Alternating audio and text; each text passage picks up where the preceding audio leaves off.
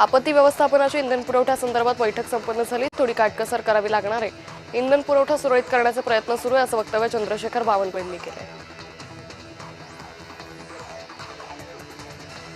पंतप्रधान नरेंद्र मोदींच्या आवाहनानंतर अमित साटम यांनी महत्त्वाचा निर्णय घेतलाय। साटम यांनी मुलीचा दक्षिण कोरियाचा दौरा रद्द केलाय। वडिलांनी केलेल्या विनंतीनंतर माहिकाने स्पर्धेत न जाण्याचा निर्णय घेतलाय।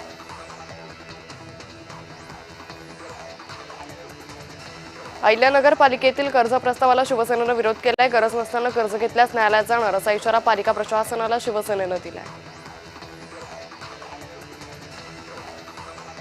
वर्ध्यात पेट्रोल डिझेल दरवाढ आणि वाढत्या महागाई विरोधात ठाकरे गट आक्रमक झाल्याचं पाहायला मिळतंय।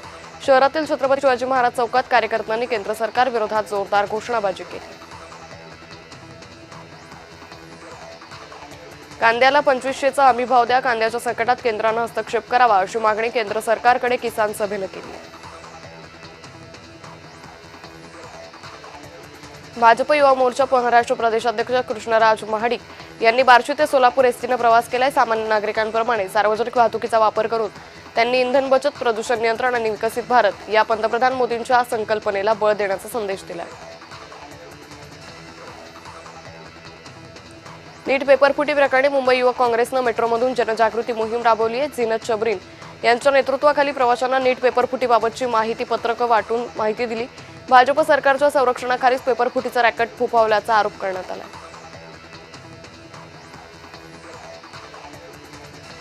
किरीट सोमय्या यांनी भिवंडी महापालिकेला जन्ममृत्यू प्रमाणपत्र घोटाळा प्रकरणी भेट दिली। यावेळी त्यांनी महापालिका आयुक्त अनमोल सागर यांच्यासह महापौर नारायण चौधरी महापालिका अधिकाऱ्यांशी सखोल चर्चा करून जन्ममृत्यू प्रमाणपत्र घोटाळ्याची चौकशी केली।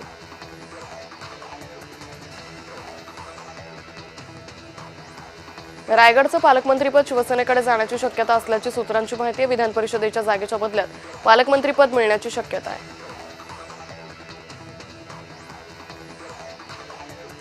अकोल्यात आरसीसी क्लास समोर मनसेनं आंदोलन केलंय। मोठेगावकर बॅनरला काळं फासण्यात आलं।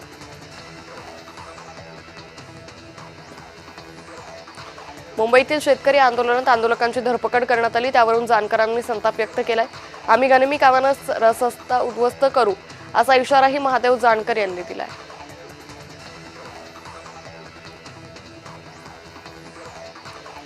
विधान परिषद निवडणुकीची मोर्चे बांधणी रायगडमध्ये सुरू झाली। विकास गोगावले यांचं नाव चर्चेत आहे।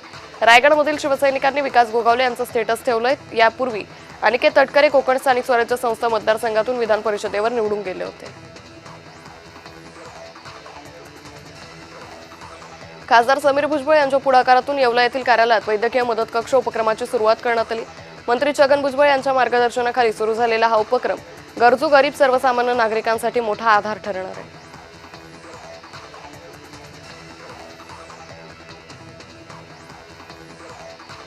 अंधेरीतील शिवसेनेचा महिला मेळावा संपन्न झाला। आमदार मुरजी पटेलांकडून मेळाव्याचं आयोजन करण्यात आलं होतं। मेळाव्याला उपमुख्यमंत्री एकनाथ शिंदे, उद्योगमंत्री उदय सामंतही उपस्थित होते। ठाकरेंचे खासदार नागेश पाटील आष्टीकर यांनी उपमुख्यमंत्री एकनाथ शिंदेंची भेट घेतली। नंदनवन येथे नागेश आष्टीकर यांनी भेट घेतली। मतदारसंघात कामासंदर्भात भेट घेतल्याची माहिती आहे। पायाला जखम झाल्यानं अधिवेशनाला गैरहजर होते। विधान परिषदेतील अनुपस्थितीवरून भावना गवळी यांनी स्पष्टीकरण दिलंय। तीर्थक्षेत्र आराखड्यासंदर्भात सह्याद्री अतिथीगृहावर महत्त्वाची बैठक झाली। तीर्थक्षेत्र आराखड्यासाठी एकूण 993 कोटी 72 लाख रुपयांचे आराखडे मंजूर करण्यात आले। मागण्यांची पूर्तता न झाल्यास एसटी दरवाढ अटळ आहे। सध्या 31 मे पर्यंत कोणतीही दरवाढ नाहीये। आताची डिझेल दरवाढ लवकरच कमी होण्याची अपेक्षा आहे, असं वक्तव्य परिवहन मंत्री प्रताप सरनाईक यांनी केलं।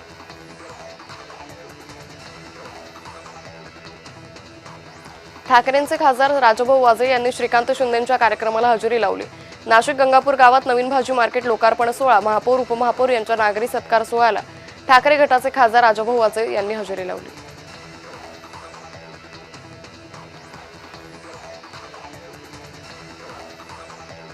मुंबई महानगरपालिका निवडणूक 2026 संदर्भात तब्बल 79 नगरसेवकांच्या निवडीविरोधात न्यायालय निवडणूक याचिका दाखल करण्यात आली। या प्रकरणांपैकी अनेक याचिका न्यायप्रविष्ट असून काही प्रकरणांवर सुनावणी सुरू आहे।